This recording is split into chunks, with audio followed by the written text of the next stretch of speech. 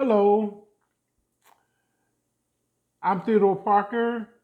This is a sideshow, and today is Monday, July the 11th, 2022. On this particular session today, we have weather. It's about 75 right now, going up to 90 in this area today. And of course, remind you again about the mask. You check in your own area for what the positivity rate is, as I say so often. Top news stories for Monday coming out of the weekend. Just as a passing comment, there were a lot of sports activities over the weekend. Um, you had WNBA All-Star Game, which I'll comment on later on. You had Wimbledon, you had NASCAR. Oh, and the Tour de France was also on. Big Three, basketball on Sunday. So the kind of the top items in the news source that I use for today are as follows. Texas grid operator, that has to do with electricity and power, warns of potential rolling blackouts on Monday. I'm not exactly sure whether it's related to the heat or some other factors in Texas. U.S. Senate Majority Leader Schumer tests positive for COVID-19. You know, this happens from time to time. So now he has tested positive for that. But we did have some advising from the CDC in regards to two new variants for Omicron, BA4, which I think at the time I mentioned Friday was 54%, and BA5, which was at 42%. These are new variants for the Omicron variant itself related to COVID-19. Talking about a turnabout, ex-Trump aide Steve Bannon offers to testify in U.S. probe of January 6th. I thought it was not too long ago he was had his coattails in the wind trying to avoid saying anything. But now he offers to do this. It was mentioned, I think there's going to be another broadcast of the January 6th committee hearings this week, being as that they have so many questions and their sessions are so involved and run for so many hours, then they usually do not broadcast when it is going on, but wait until they've got their information and then they broadcast what sessions they choose to. Twitter hires U.S. law firm Rachel to sue Musk after pulling out of $44 billion deal. You know, Elon Musk had offered to buy Twitter at that outstanding amount, $44 billion.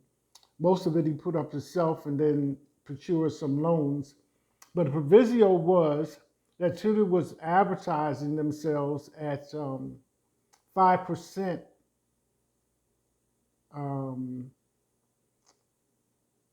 false, fraudulent accounts.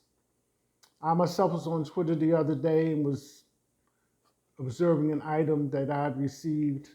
And when I went to follow it up, press the follow up button or the link button, it said this page does not exist. So if that happens to me, I can imagine with the size of the deal, he would want, more proof or substantial proof that it wasn't in excess of 5%. But, just allowing to comment on my own behalf, I know that on a lot of social media platforms, there are accounts that lead nowhere per se. People taking over other people's accounts, identifying themselves at one phase as this person, And then as you proceed through the timeline, they identify themselves with the same face as 3 or 4 different other people with different names. So I don't know how that works exactly, but it is my personal experience that that does happen. WNBA had their All-Star game over the weekend. And Sue Bird and Candace Parker were honored because they're finishing up their careers, if I understand it correctly. So they received specific trophies and recognition at the game that was held in Chicago. Along with that, since I am here in Kentucky, one of Kentucky's own women basketball players, Ren Howard, was also recognized there, selected to participate in the All-Star game. So, hats off to her, so forth and so on.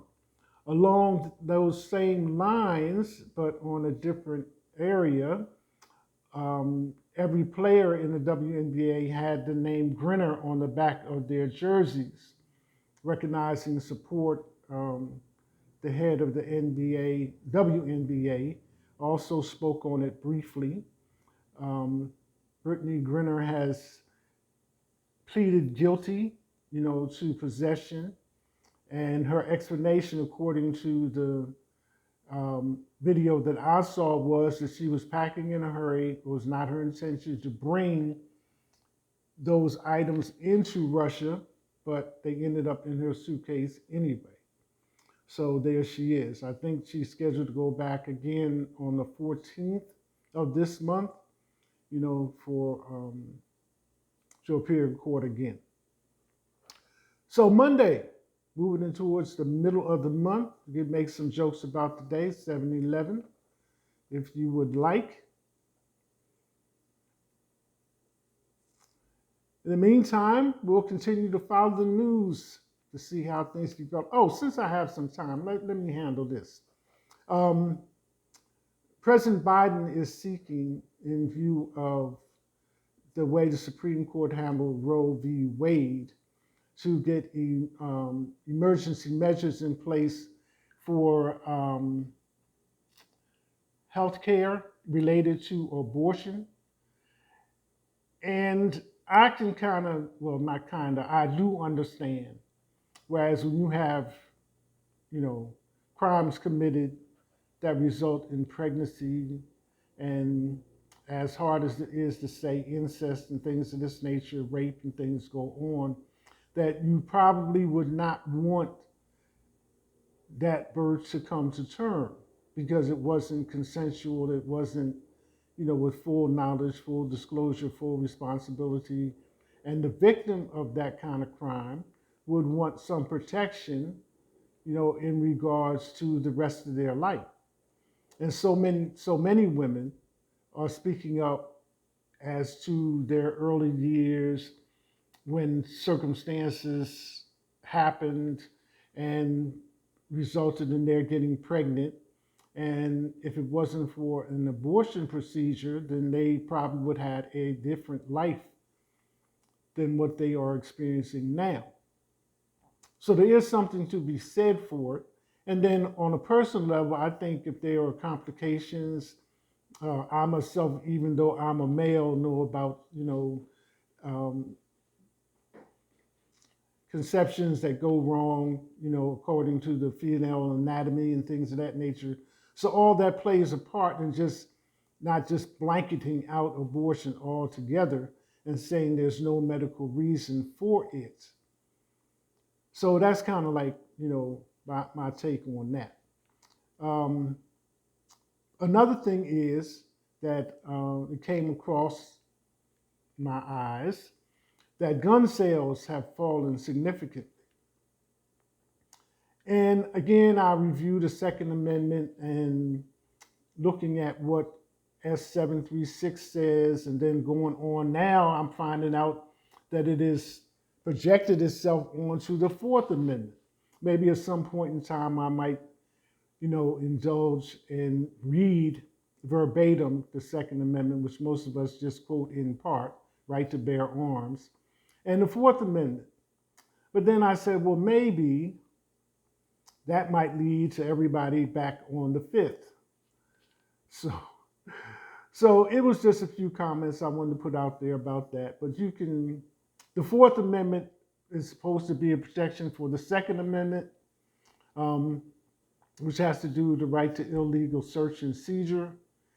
So, and then another thing I found out is that the term assault weapons or assault rifles is not really a legitimate term, that there is no such thing as an assault rifle. So that kind of cleared up a little identification there.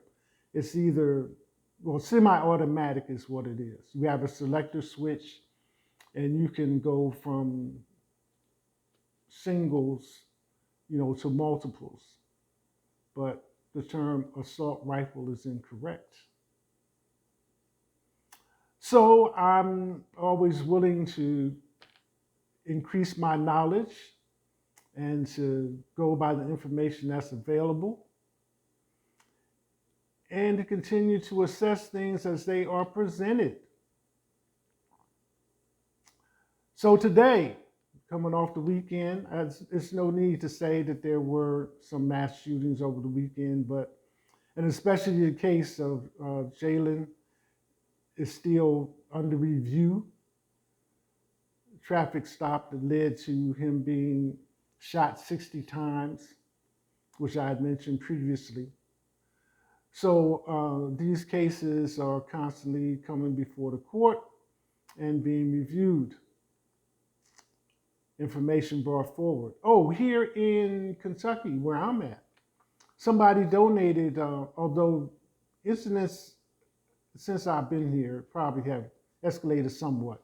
Carjackings, somebody tried to rob a 7-Eleven, things like that. But the point that I wanted to bring out, somebody donated money in the thousands of dollars for the PD here, police department, to have body cams. So, progress. Monday, July 7th, 2022, July 11th, 2022. That's it. Hashtag.